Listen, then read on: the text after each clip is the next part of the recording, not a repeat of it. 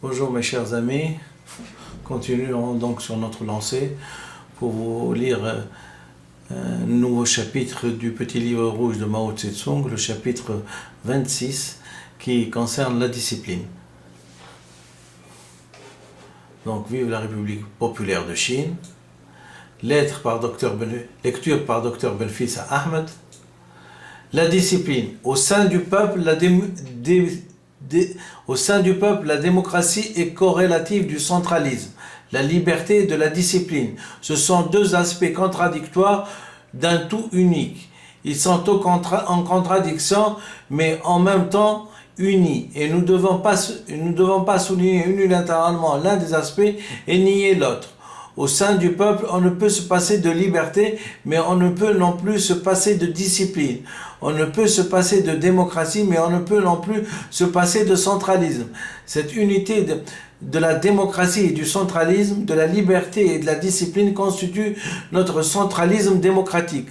Sous un tel régime, le peuple jouit d'une démocratie et d'une liberté tendue. Mais en même temps, il doit se tenir dans les limites de la discipline socialiste. Vive la République populaire de Chine, de la juste solution des contradictions au sein du peuple. Il est nécessaire de réaffirmer les règles de la discipline du parti. Soumission de l'individu à l'organisation. Soumission de la minorité à la majorité. Soumission de l'échelon inférieur à l'échelon supérieur. Soumission de l'ensemble du parti au comité central. Quiconque viole ces règles sape l'unité du parti.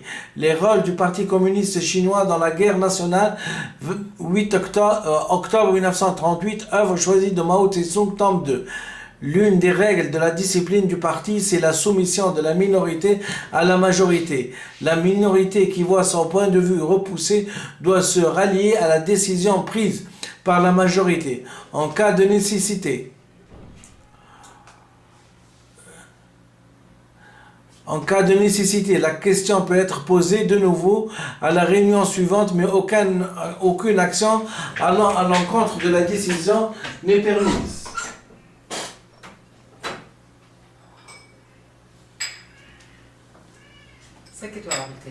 Merci bien. Merci.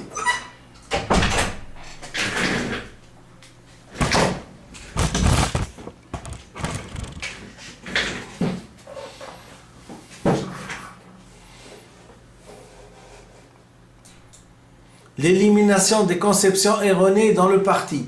Décembre 1929, œuvre choisie de Mao Tse-tung, tome 1.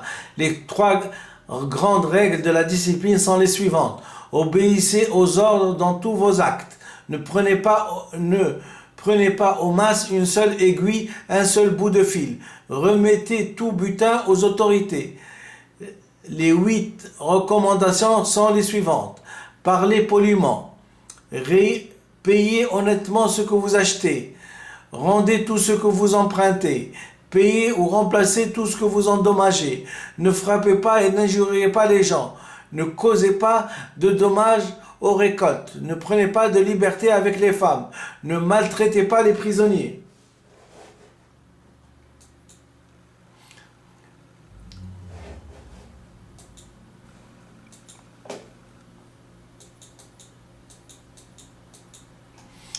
Vive la République populaire de Chine. Instruction du haut commandement de l'armée populaire de libération de Chine à l'occasion d'une nouvelle proclamation des 3 grandes règles de discipline et des 8 commandations.